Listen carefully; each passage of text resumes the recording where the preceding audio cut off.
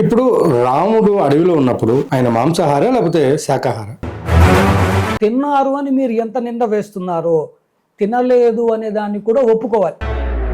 జింక చర్మాలు ఇవే నేను ధరిస్తాను. ఆమె వచ్చి ప్రపోజ్ చేసింది అంతే కదా, అలా చెవు ముక్కులు కోస్తారా? అన్నా మర్చిపోయాను నీకు చెప్పడం. కానీ అతని భార్య ఉంది సీత. ఈ 3 లోకాలలో తిరిగాను అన్నయ్య, అటువంటి అందగత్త సౌందర్యవతి నేను చూడలేదు.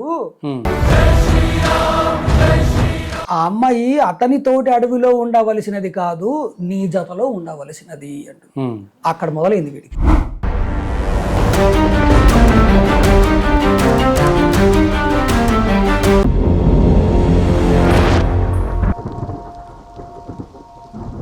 ఇప్పుడు రాముడు అడవిలో ఉన్నప్పుడు జింకల్ని చంపి లేడుల్ని చంపి ఆయన మాంసాహార లేకపోతే శాకాహార? ఆయన ఇచ్చిన వాగ్దానము లేదా కైకేయి మాత పెట్టినటువంటి రూల్స్ చూసుకుంటే, నియమాలు చూసుకుంటే, ఆయన జటావలకలధారి అయి ముని జీవనము గడపాలి 12 ఏళ్ళు. సో దాంట్లో మాంసాహారి అనే దానికి తావే లేదు. కానీ చాలామంది ఏంటంటే ఆయన క్షత్రియుడు కాబట్టి మాంసాహారం తప్పకుండా తిన్నాడు, తింటే ఏమైంది అనే క్వశ్చన్స్ కూడా ఉన్నాయి. మనకి రామాయణములో వనవాసానికి ముందర ఆయన ఏమి తిన్నారు, వనవాసము తర్వాత ఏమి తిన్నారు అనే డీటెయిలింగ్ మనకి ఎక్కడ లేదు కాబట్టి మనం మాట్లాడడం అనేది సమంజసం కాదు. ఎందుకంటే వాల్మీకి మహర్షి రాయలేదు దాని మీద. లేని దాన్ని ఇప్పుడు మనం చర్చ చేసి ఉపయోగం ఏమైనా ఉందా అంటే రూపాయి ఆదాయం లేదు, అనవసరం. కానీ వనవాసం మీద ఎందుకు మనం మాట్లాడుతున్నాము అంటే, కైకేయి మాత నిబంధన పెట్టింది, నియమము పెట్టింది. ఏమని? జనపదాలలోకి వెళ్ళకూడదు, వనవాసాల్లోకి వెళ్ళకూడదు, నిర్జనముగా ఉండాలి. నిర్జన అంటే జనము లేనిది, నిర్జనముగా ఉండాలి, ముని వేషధారి అయి ఉండాలి, మునులు ఎలా బ్రతుకుతారో అలా బ్రతకాలి. ఇన్ని నియమాలు పెట్టింది ఆమె. ఆయన ఒప్పుకున్న ఆయన ఎలా ఉల్లంఘిస్తాడు? ఉల్లంఘించే సమస్య లేదు. మీకు అయోధ్యకాండ, మీకు నాకు తెలిసి ఇది 52వ సర్గ 102వ శ్లోకం. చాలా మంది దాన్ని తీసుకొచ్చి ఇదిగో ఇదిగో ఇదిగో అని చూపిస్తుంటారు. అక్కడ ఏముంది? తౌ తత్ర హత్వా చతురో మహామృగాన్ వరాహ మృష్యం పృషతం మహారురుం ఆదాయ మేధ్యం త్వరితం బుభుక్షితౌ వాసాయ కాలే యయతు వనస్పతి. ఆయన అక్కడ చంపారు అని ఉంది. ఎందుకు అంటే, మనకిప్పుడు దీన్ని ఆ శ్లోకములో వాళ్ళు చంపినట్టు ఉంది కానీ తిన్నట్టు అక్కడ లేదు. తిన్నారు అని మీరు ఎంత నింద వేస్తున్నారో తినలేదు అనే దాన్ని కూడా ఒప్పుకోవాలి. పాయింట్ 1. కానీ దీనికి ఎందుకు చంపారు అంటే, మీరు కొంచెం ముందరికి వెళ్ళి రామాయణములో చూస్తే, అందుకే చాలా సార్లు చెప్తాను, ఇది వీళ్ళు పూర్తిగా రామాయణము చదివితే తెలుస్తుంది అని. ఎందుకు అంటే, మనకి ఇదే 50వ సర్గ అంటే 2 సర్గలు వెనక్కి వెళ్తే ఈయన గుహుడిని కలుస్తారు. ఈయన వనవాస ప్రయాణములో గుహుడు ఆయనకి అద్భుతమైనటువంటి పంచపక్ష ప్రమాణాలతోటి మొత్తం పెడతాడు. అక్కడ మనకి మాంసం పెట్టారా ఇవన్నీ ఏం మాట్లాడలేదు, వివిధ రకాల భోజనాలు పెట్టాడు అని. ఆయన ఉండి, మిత్రమా నేను వనవాస దీక్షలో ఉన్నాను, ఇవేవి తినడానికి లేదు, నాకు మంచి నీళ్ళు ఇచ్చే చాలు, ఆ గుర్రాలకి నీళ్లు తాగించు, చాలా దూరము ప్రయాణం చేసి వచ్చాయి కాబట్టి వాటికి కావలసిన ఆహారము చూడు అని ఆయన ఒక మాట మాట్లాడతారనమాట. ఏమని అంటే, కుశచీరాజినధరం ఫలమూలాశినం చమా విద్ధి ప్రణిహితం ధర్మే తాపసం వన గోచరం. అంటే ఇక్కడ కుశచీరాజిన ధరం అంటే ఏమిటి అంటే, కుశ అంటే దర్భలు, అంటే గడ్డితో చేసినవి, చెట్టు నుంచి లాగినటువంటివి, బార్క్, ట్రీ బార్క్ అంటాం, అవి. జింక చర్మాలు ఇవే నేను ధరిస్తాను. చర్మాల గురించి చంపడం జరిగింది. 2వ పాయింట్ మనకి ఇప్పుడు తెలియట్లేదు కానీ ఈ సైన్స్ తోటి మనం ముందరికి వెళ్ళిపోయాము. కానీ నాకు చిన్నతనంలో మా నాన్నగారు నాకు క్యాట్ నర్వ్తో చేసిన షటిల్ బ్యాడ్మింటన్ బ్యాట్ రాకెట్ కొని ఇచ్చారు నాకు. అప్పుడు షటిల్ ఆడేవాడిని బాగా. క్యాట్ నర్వ్స్తో చేసింది అది, ఈ ప్లాస్టిక్ సింథటిక్ కాదు, క్యాట్ నర్వ్తో చేసింది అనమాట. అది కొడుతుంటే ఇట్లా వీణ మోగినట్టుగా, లేకపోతే ఏదైనా మనం గిటార్ మీద ఇట్లా అంటే డ్రన్ అని ఎట్లా సౌండ్ వస్తుందో అట్లా షటిల్ వెళ్తే సౌండ్ వచ్చేది, అది క్యాట్ నర్వ్. తర్వాత ఇప్పుడు మనకి హింస చేయకూడదు ఇవన్నీ, దాంతో ఆఖరికి మనకి నాదస్వరాలు కూడా అంతా సింథటిక్ వచ్చేసినాయి, మృగ చర్మాలు ఏవి పెట్టట్లేదు. సో మృగ చర్మాలని వివిధ విషయాల కోసం వాడుకున్నారు. ఆఖరికి విల్లు టంకారము కూడా దేనికంటే, పంది యొక్క నరము ధనుష్టంకారానికి బగుగా వాడతారు. ఉమ్, దాన్ని తంపడం కూడా పెద్ద పెద్ద విల్లు కాళ్ళకి సరిపోదు. ఉమ్, మా మహర్షి గారు ఒకసారి ఒకనొక విషయంలో ఈ విషయాన్ని ఉటంకించారు కూడా ఆయన. ఉమ్, అంత గట్టిగా ఉంటుంది అది. దేనికంటే మీరు బాణం అంత దూరం వెయ్యాలి అంటే అటువంటి నర్వ్, ఆ స్ప్రింగ్ ఎలాసిటీ ఉన్నది వదిలితే స్పీడ్గా వెళ్ళేదానికి అటువంటి నరాన్ని కట్టాలి. ఉమ్, అందుకు అక్కడ ఏమనుంది, ఆదాయ మేధ్యం. ఉమ్, వాళ్ళకు కావలసిన వస్తు ధరించేందుకు అక్కడ చంపిన మాట వాస్తవం, ఉమ్, తిన్నట్టు శ్లోకం ఎక్కడ చెప్పట్ల. కాబట్టి మనము నింద వెయ్యలేము. ఉమ్, నేను తినలేదు, వీళ్ళు శరీర ధారణ కోసం వాడుకున్నారు అనే నిరూపణ ఎక్కడ చేస్తున్నాను, దానికన్నా 2 సర్గల ముందర 50వ సర్గలో ఇదే అయోధ్యాకాండలో ఆయన గుహుడికి చెప్తున్నాడు, ఉమ్, కుశచీరాజినధరం, ఉమ్, నేను గడ్డితో చేసినవి, దర్భలతో చేసినవి, చెట్టు నుంచి తీసినటువంటివి ఈ జింక చర్మాలని వాడుతున్నాను. ఉమ్, జటావల్కల ధారి, నేను ఒక సామాన్యమైన ముని జీవితాన్ని గడుపుతాను. ఒకవేళ నిజంగా తినదలుచుకుంటే గుహుడి దగ్గర తినచ్చు, ఉమ్, ఆయన అది కూడా తినలేదు. అటువంటిది అడవిలో చంపి, పోనీ అక్కడ ఆ శ్లోకములో వాళ్ళు తిన్నట్టుగా లేదు కాబట్టి అసలు ఆ నింద వేయలేం. ఉమ్, కానీ వీళ్ళు ధరించేందుకు తీసుకున్నారు అనేది నేను ఒక శ్లోకం చూపిస్తున్నా మీకు, అది గుహుడితో చెప్పిందే. ఉమ్, ఏమని, నేను జింక చర్మాన్ని మీకు కావాలంటే దాన్ని ఎక్స్ప్లెయిన్ కూడా చేస్తున్నాను అక్కడ, అని చాలా చక్కగా రాశాడు. ఏమని అంటే, ఇప్పుడు నేను ప్రస్తుతానికి ఉమ్, కుశచీరాజిన ధరం ఇవే వేసుకుంటున్నాను. ఫలమూలాశినం చ మాం, ఫలము మూలాలు అంటే వేర్లు, ఉమ్, ఇవే తింటాను, ఇంకేవి తినను. కాబట్టి నాకు ఇవి వద్దు, ఓకే, నాకు నీరు ఇచ్చే తాగి పడుకుంటాను, ఉమ్, ఆ గుర్రాలకు కావలసినవి చూడండి అన్నాడు. తప్ప మరి అక్కడ తినొచ్చుగా నిజంగా తినేవాడైతే. రైట్, క్షత్రియుడిగా తినవచ్చా, మీరు ఆ ప్రశ్న వేశారు. క్షత్రియుడిగా తింటే ఇబ్బంది ఏమిటని, ఇబ్బందే లేదు, అసలు అడగవలసిన హక్కు కూడా ఎవరికి ఉండదు. రైట్, కానీ ఈయన వనవాసములు ఆ నియమము తీసుకున్నాడు, ఉమ్. తీసుకున్నవాడు మాట తప్పే మనిషి రామయ్య కాదు, కాబట్టి తినలేదు. ఇప్పుడు ఇంకొక విషయం ఏంటంటే ఇక్కడ, ఇప్పుడు రావణాసురుడు సీతమ్మ వారిని అపహరించడానికి ముందు జరిగినటువంటి సందర్భం గురించి మాట్లాడుతున్నాం. అదేంటంటే బంగారు జింక, దాన్ని వేటాడడానికి రాముడు వెళ్ళి ఫలానా ప్లేస్ కి వెళ్ళిన తర్వాత లక్ష్మణ లక్ష్మణ అని చెప్పి అరవడం జరుగుతుంది. సో అదే టైంలో సీతమ్మ వారు ఎవరైతే అక్కడ ఉన్నారో ఆవిడ లక్ష్మణుడిని వెళ్ళమని చెప్తే, లక్ష్మణుడు లేదు నా అన్నగారు చెప్పారు ఇక్కడ నిన్ను జాగ్రత్తగా చూసుకోమని చెప్పి, అది కూడా ఒక సంరక్షణ కింద. సో ఆ టైంలో ఏమవుతుందంటే, ఆ బంగారు లేడిలో ఉన్నటువంటి ఆయన పేరు ఏదో మరి రాక్షసుడు మారీచుడు, ఆ మారీచుడు అరిచిన అరుపుకి మళ్ళీ ఈవిడ కొంచెం భయంతో లక్ష్మణ తొందరగా వెళ్ళి చూడు మీ అన్నకి ఏదో ఆపద కలిగినట్టుంది అని చెప్తే, లేదు వదినమ్మా అని చెప్పేసి ఈయన మాట్లాడినప్పుడు అప్పుడు ఆవిడ అనుమానించి నువ్వు నా మీద కన్నేసావు అన్నట్టు మాట్లాడడం, అదంతా కూడా అసలు ఒకసారి దాని గురించి కూడా ఎక్స్ప్లెయిన్ చేయండి. ఇప్పుడు ఈ మారీచుడు అనేవాడు సామాన్యమైన వాడు కాదు. వీడు ఆల్రెడీ మనకి బాలకాండలో రామయ్య బాణము దెబ్బ తగిలి శరణు కోరి పారిపోయిన వాడు వీడు. విశ్వామిత్రుల వారు పట్టుకెళ్తారు, నా తపస్సులో వీళ్ళు వచ్చి హోమములో మాంసాలని రక్తాన్ని పారబోస్తున్నారు, నేను వాళ్ళని శపించవచ్చు కానీ ఎప్పుడైనా సరే మహర్షి శపించకూడదు, తప్పదన్నప్పుడు వాళ్ళు శపిస్తారు. ఎందుకు అంటే శపించడం వల్ల ఏమవుతుంది అంటే వీళ్ళ శక్తి తరిగిపోతుంది. వీళ్ళు ఎంత తపస్సు చేశారో ఆ తపస్సు అంతా వృధా అయిపోతుంది. కాబట్టి వాళ్ళు ఉత్తిగా టపక్కని శపించారు. రెండోది, ఇక్కడ శిక్షించవలసిన బాధ్యత రాజుది. ఒక తప్పు మనిషి కనిపించాడు, ఇప్పుడు మీరేం చేస్తారు, మీరు హ్యాండిల్ చేయరు, పోలీస్ స్టేషన్ చెప్తారు, అయ్యా ఇక్కడ ఏదో తప్పు జరుగుతుంది వచ్చి చూడండి. ఎందుకు, వాళ్ళు right authorities to come and do the job, అంతేగాని మీరు తీసుకోకూడదు. అందుకు ఆ రాజ్యానికి రాజు దశరథుడిని ఒప్పించి రామయ్యని పట్టుకొచ్చాడు. ఆ దెబ్బ తెలిసిన మారీచుడు వెళ్ళిపోయి రావణలంకలో కూర్చున్నాడు. రావణాసురుడు వచ్చాడు. ఇప్పుడు మీకు అడిగిన ప్రశ్నకి ఇంకొకటి అనుసంధానం చేస్తాను.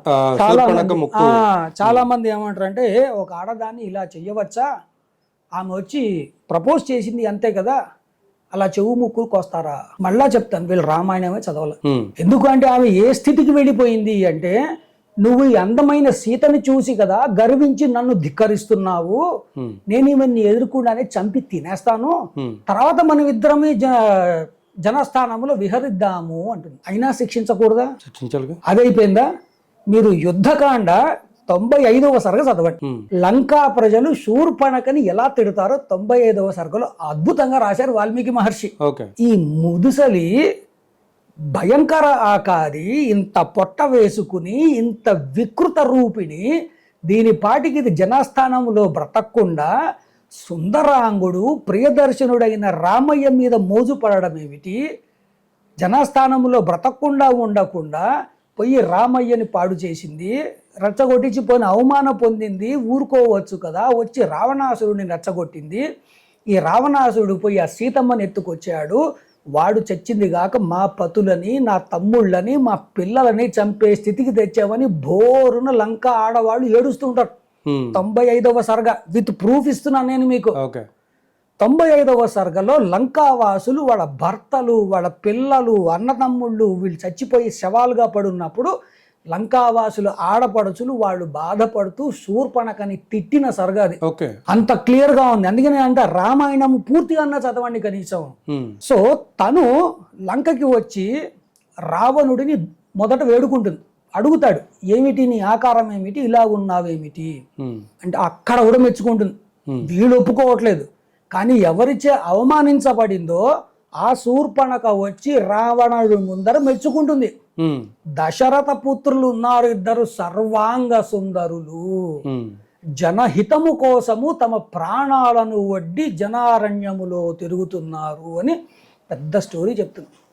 చెప్తే వీడు వినేసి ఊరుకుంటాడు, బాధపడిపోతుంది, తర్వాత తిట్టిపోస్తుంది, దూషణ చేస్తుంది. నువ్వు ఒక అన్నవేనా, నువ్వు ఒక రాజువేనా, నీ రాజ్యములోని మనిషి ఇంత అవమాన పాలైనా కూడా నువ్వు పట్టించుకోకుండా కూర్చున్నావేమిటి, నువ్వు ఒక రాజువి, నీకు బాధ్యత లేదా అని దూషణ చేస్తుంది. అయినా వెండు దెన్ వాడి వీక్ పాయింట్ మీద కొడుతుంది. అన్నా మర్చిపోయాను నీకు చెప్పడం, ఈ దశరథుడు పెద్ద కొడుకు ఉన్నాడు రాముడు, బహు అందగాడు, పక్కనే అతని భార్య ఉంది సీత, ఈ 3 లోకాలలో తిరిగాను అన్నయ్య, అటువంటి అందగత్త సౌందర్యవతి నేను చూడలేదు. ఆ అమ్మాయి అతనితోటి అడవిలో ఉండవలసినది కాదు, నీ జతలో ఉండవలసినది అంటు. అక్కడ మొదలైంది వీడికి. అంతే తప్ప చెల్లెని ముక్కులు చెవు ముక్కులు కోశాడని ప్రతీకారము తీర్చుకునేందుకు రావణాసురుడు రాలేదు. Let me be very clear here. వాడు వచ్చింది సీతా వ్యామోహముతో తప్ప శూర్పణక మీద చెల్లెల మీద ఉన్న ప్రేమతోటి రాలేదు. పాయింట్ 1. మారీచుడి దగ్గరికి వస్తాడు. ఈ మారీచుడు రామయ్య బాణము దెబ్బ తగిలిన తర్వాత కూర్చుని తపస్సు చేసుకుంటూ ఉంటాడు లంకలో ఒక ఆశ్రమములో. వీడు విమానం వేసుకుని వస్తాడు. వీడికి భయం పుడుతుంది. ఈడెందుకు వచ్చాడు ఈ సమయంలో, ఏమి మహారాజా ఈ సమయంలో ఇక్కడికి వచ్చావు అంటే, రాముడితోటి మనము యుద్ధము పెట్టుకోవాలి, సీతాపహరణ అంటాడు. భలే అద్భుతముగా చెప్తారు మారీచుల వారు. ఇక్కడ రావణ అని పిలుస్తున్నారు, అక్కడ మారీచుల వారు అంటున్నా. ఎందుకో ఇప్పుడు మీకు చెప్తాడు, రాజా నీ సభలో నీ శత్రువులే ఎవరో నీ పక్కన కూర్చుని ఉన్నారు, నీకు స్నేహితులుగా నటిస్తూ నీ అంతము చూసేందుకు ఉద్యుక్తులై ఉన్నారు రావణ. లేకపోతే ఇటువంటి దరిద్రమైన ఆలోచన నీకు ఎవ్వడు ఇవ్వడు.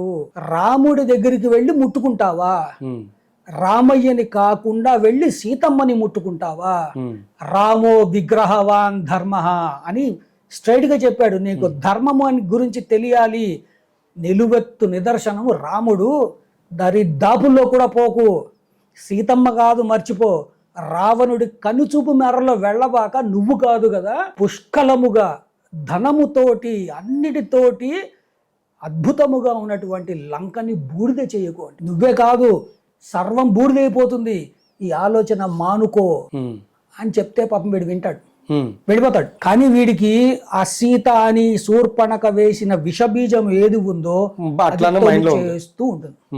మళ్ళా వస్తాడు, మళ్ళీ వచ్చేవేంటయ్యా అంటాడు. లేదు వెళ్ళాల్సిందే, నీకు చెప్తున్నా నువ్వు వినట్లేదు అంటే, నువ్వు రాకపోతే నేను చంపుతా అంటాడు. నీ చేతుల్లో చచ్చే కన్నా రామయ్య చేతిలో చస్తే నాకు కనీసం స్వర్గమోక్షం దొరుకుతుంది పద అంటాడు. శత్రువు చేతిలో చచ్చేందుకు సిద్ధమయ్యాడు, కానీ తన రాజు చేతిలో సిద్ధముగానటువంటి డిసైపుల్ మారీచుడు. అంటే రామయ్య గురించి పూర్తిగా తెలిసినవాడు. ఆ సర్గ చదివితే ఉంటుంది ఎంత అద్భుతంగా వివరిస్తాడో.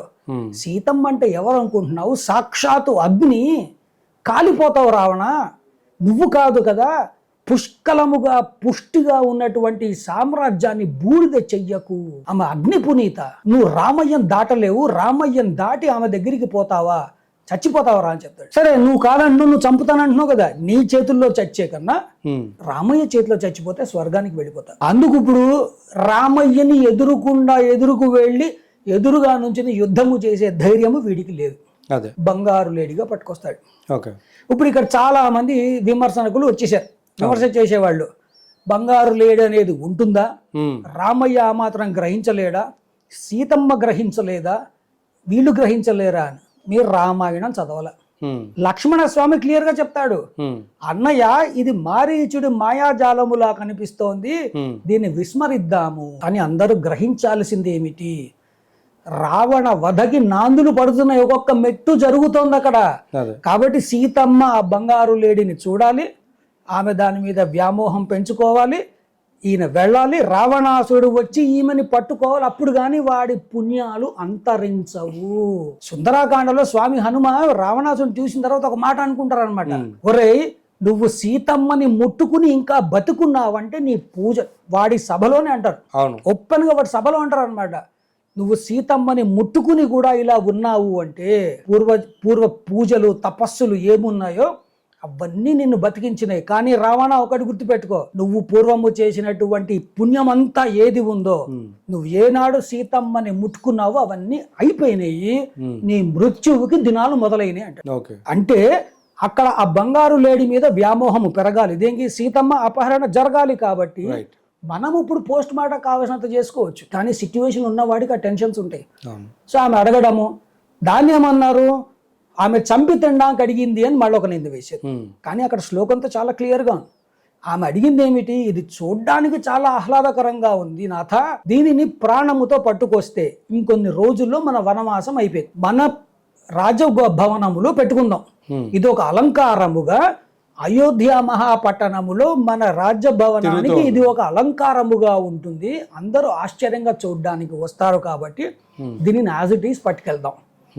దొరకని పక్షములో రెండొక మాట వేసింది సీతమ్మ, దొరకని పక్షములో మన దర్భాసనము మీద దీనిని వాడుకుందాం. అక్కడ కూడా ఉంది చూడండి, మళ్ళీ ఇందాక మీరు చంపారు అన్నారు కదా, దర్భాసనం మీద వాడుకుందాము తప్ప ఆమె ఆ మాంసాన్ని పట్టుకురా మనం తిందాము అని అక్కడ అనలా. దీని తర్వాత ఏమని నిందేశారు, రామయ్య ఇంకొక లేడీని చంపి చుక్కల లేడీని చంపి తీసుకొచ్చి సీతమ్మకి ఇచ్చాడు అని ఇంకొక నింద వేశారు. ఇంకొక పుస్తకంలో ఎక్కడో ఆ శ్లోకం ఎవరు యాడ్ చేసేసారు ప్రక్షిప్తముగా.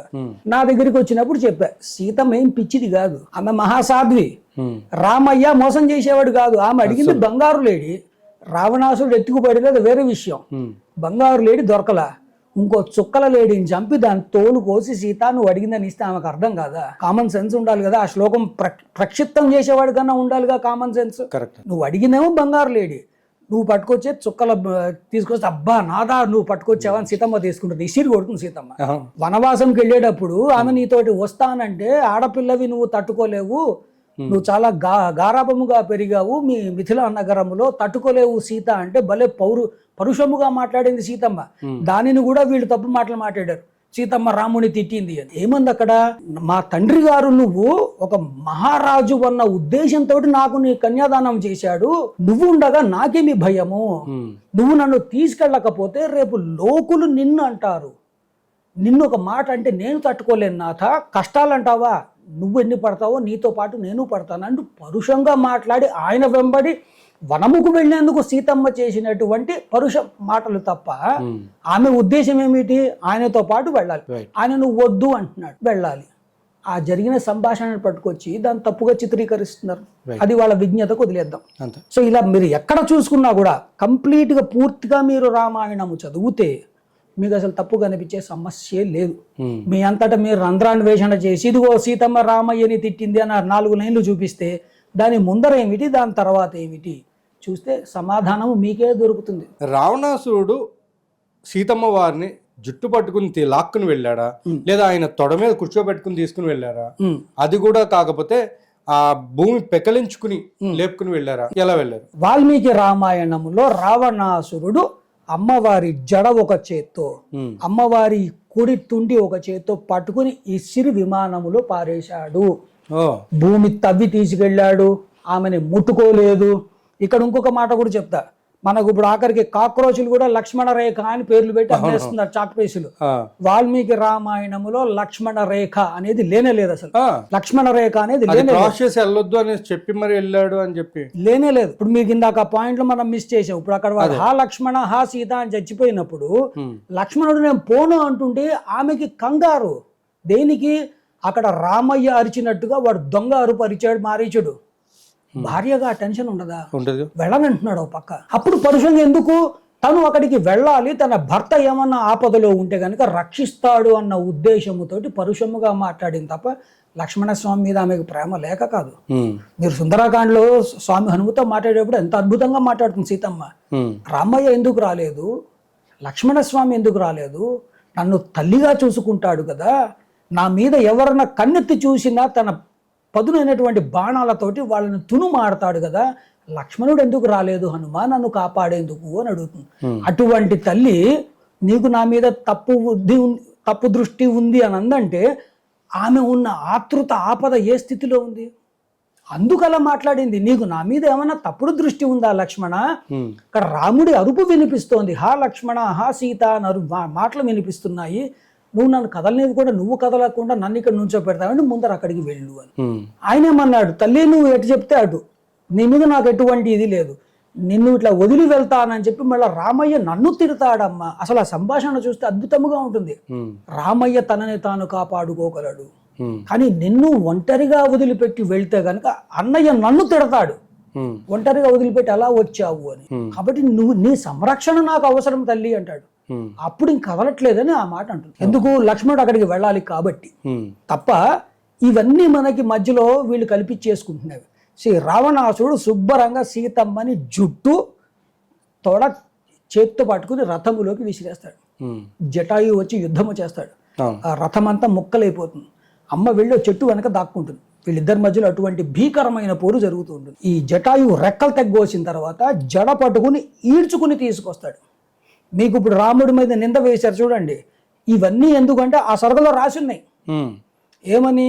రావణాసుడు సాధ్వి అయిన నిన్ను ముట్టుకున్నాడు, లోకులు నిన్ను అపనింద వేస్తారు, ఇప్పుడు నిన్ను శుద్ధి పొందాలి నువ్వు. ఆయన ఆ మాట అనకుండా ఏమన్నాడు? నేను రాజుని కాబట్టి, నా రాజ్యపు స్త్రీ అపహరించబడింది కాబట్టి వాడిని చంపి నిన్ను స్వాతంత్రాన్ని చేశాను, దీంతో నా పని అయిపోయింది, ఒక రాజుగా నాది పెట్టుకున్నా అని పరుషముగా మాట్లాడాడు. రావణాసురుడికి శాపం, ఎవరైనా ఆడవాళ్ళని ముట్టుకుంటే రావణాసురుడికి అంత ఉంది అక్కడే అనేసి మాట్లాడారు కదా. అలాంటి రావణాసురుడు ఏ విధంగా జుట్టు పట్టుకున్నా సీతమ్మ వారిని ఎలా ముట్టుకోగలిగాడు అనేది చిన్నది. అక్కడ రావణాసురుడికి ఉన్న శాపం ఏమిటి అంటే, బ్రహ్మగారికి పూజ చేద్దామని వెళ్తున్నటువంటి పుంజిక స్థల అనే ఒక గంధర్వ స్త్రీ వెళ్తోంది. వీడు చూశాడు, ఆమె పాటికి ఆమె పోతోంది. ఆమెని బలాత్కారము చేసి చాలా అసహ్యమైనటువంటి స్థితిలో ఆమెను వదిలేసి వెళ్ళిపోతాడు. ఆమె వెళ్ళి బ్రహ్మకి ఏడుస్తుంది, నీ పూజార్థి వస్తున్న వాడిని అప్పటికి తప్పించుకుంటుంది, వీడు కనపడకుండా వెళ్ళాలని. అప్పుడు బ్రహ్మగారు ఈ శాపం పెట్టారు, నువ్వు ఏనాడు బలవంతముగా స్త్రీని అభిలాషిస్తావో అంటే బలాత్కారము చేస్తావో నీ తల 1000 వ్రక్కలవుతుంది అని. ఇది ఎవరికి తెలీదు. యుద్ధకాండలో అందరూ రాక్షసులు చచ్చిపోతూ ఉంటే మహాపార్షుడు అనేవాడు ఒకడు ఉంటాడు. వాడు వచ్చి చెప్తాడు, ఏంటి రావణ ఈ యుద్ధాలకి పంపించడం ఏంటి, మన వాళ్ళు పోయినట్టు పోతున్నారు, వన్ వేలోకి పోతున్నట్టుగా పోతున్నారు, శవాలై తిరిగి వస్తున్నారు, ఇవన్నీ ఏమిటి, మన సైన్యము కరిగిపోతుంది, నువ్వేమో ఒకరి తర్వాత ఒకళ్ళు పంపిస్తున్నావు, దీనికి ఉపాయం ఉంది, సీతను బలాత్కరించేయి, ఆమె పతివ్రత కదా. వాడు చెప్తున్నాడు సీతమ్మ పతివ్రత అని, వీళ్ళు ఒప్పుకోవట్లే. వాడు చెప్తున్నాడు సీత పతివ్రత, ఆమెని పాడు చేయి, ఆమె చనిపోతుంది. ఆమె చనిపోయిన మరుక్షణం రాముడు చనిపోతాడు. అంటే వాళ్ళిద్దరి మధ్యలో ఉన్న బంధం అంతది. అటువంటి రామయ్య సీతమ్మ మీద అవమానం చేస్తాడా? చెయ్యడు. కానీ మహాపార్షుడైన రాక్షసుడికి తెలుసు, మనకి తెలియట్లేదు. సీతమ్మ చనిపోయిందా, రామయ్య చనిపోతాడు. రామయ్య చనిపోయాడా, లక్ష్మణుడు చనిపోతాడు. వీళ్ళిద్దరూ చనిపోయారా, సుగ్రీవుడికి హనుమకి వీళ్ళెవ్వరికి ఏమి చేయాలో తోచక నాయకుడు లేని సైన్యం అయిపోయి వాళ్ళు చెట్లు కొమ్మలు పట్టుకుని పారిపోతారు, మనం గెలిచేస్తాము రావణ, కాబట్టి నువ్వు అర్జెంటుగా వెళ్ళి సీతమ్మని బలాత్కరించేయి అంటాడు. అప్పుడు వాడంతటా వాడు చెప్తాడు, ఒరే పిచ్చివాడా, నువ్వు చెప్పేదాకా నేను వెయిట్ చేయాలరా, నేను నీకన్నా 10 times దరిద్రుణ్ణి, కానీ నాకు ఈ శాపం ఉందిరా, ఉమ్, పుంజిక స్థల అనే స్త్రీని, గంధర్వ స్త్రీని బలాత్కారము చేసి వాడే చెప్తాడు. ఆమె చాలా దీనమైన హీనమైన స్థితులలో బ్రహ్మని చేరుకుంది. ఆమె స్థితిని చూసి బ్రహ్మ నన్ను శపించాడు. ఉమ్. బ్రహ్మగారు ఎవరు? ముత్తాత వీడికి. ఓకే. బ్రహ్మగారి మానస పుత్రులలో పులస్త్యుడు ఒకడు. ఉమ్, పులస్త్యుడి కొడుకు విశ్రావసుడు, విశ్రావసుడి కొడుకు వీడు ఉమ్, రావణాసురుడు. ముని మనవణ్ణి శపించాడు. నువ్వు ఇంకొకసారి అధ్య ప్రభృతి అంటే ఇప్పటి నుంచి ఉమ్, ఎప్పుడైనా సరే ఒక స్త్రీని బలాత్కారము చేసావా నీ తల 1000 వ్రక్కలు అవుతుంది పోరా అని. ఉమ్, అందుకు ఆగాను రా, నువ్వు నీ సలహా కోసం వెయిట్ చేశాను అనుకున్నావా? నాకు ఆ శాపం షీల్డ్ ఉంది ఇక్కడ, అందుకు మూసు కూర్చున్నా అని చెప్తాడు. మీకు ఇది యుద్ధకాండలో ఉంది, నేనేదో కల్పించి చెప్పట్లా. యుద్ధకాండలో వాడే క్లియర్ గా చెప్పుకున్నాడు. ఉమ్, ఒరే నాకే ఉందిరా ఈ శాపము.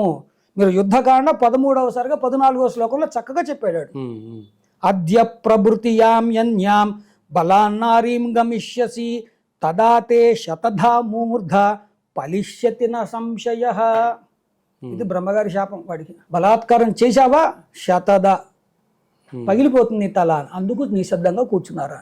కాబట్టి సీతమ్మని ముట్టుకున్నాడు. ఓకే. దీనికి నిదర్శనము స్వామి హనుమ మనకి సుందరకాండలో కూడా మాట్లాడ్డారు. ఒరే నువ్వు పూర్వం చేసుకున్న తపస్సుల వల్ల సీతమ్మని ముట్టుకుని కూడా బతికున్నావు, లేకపోతే నువ్వు కాలిపోవాల్సినడివి. ఉమ్, నువ్వు ఎవరిని ముట్టుకున్నావో తెలుసా? 5 పడగలు ఉన్న పాముని ముట్టుకున్నావురా. ఉమ్, ఆ అగ్నిలో నువ్వు కాలిపోవడం ఖాయం పో. ఉమ్, నువ్వు చేసుకున్న పుణ్యము సీతమ్మని ముట్టుకున్న మరుక్షణము శూన్యమైపోయింది. ఉమ్, ఇంకా నీ మృత్యువుకి రోజులు దగ్గర పడ్డాయి ఉమ్, అని ధమ్కి కూడా ఇస్తాడు. నువ్వు అడిగిన లిస్టులో వానరులు లేరు, మనుషులు లేరు. సుగ్రీవుడు వానరుడు, రామయ్య మనుషుడు. ఉమ్, వీళ్ళిద్దరూ నేను చంపగలరు. వాళ్ళిద్దరి దాకా అక్కర్లేదు రావణ. నేనే ఉన్న పళంగా నేను నిన్ను ఇక్కడే చంపేయగలను, నేనే, వాళ్ళ దాకా అక్కర్లా. ఉమ్, కానీ ప్రసరవణగిరిపై నా స్వామి శపథము చేశాడు, సీతమ్మని అపహరించిన వాడిని నేను చంపుతాను, అందుకే నేను వదిలేస్తున్నా అంటాడు.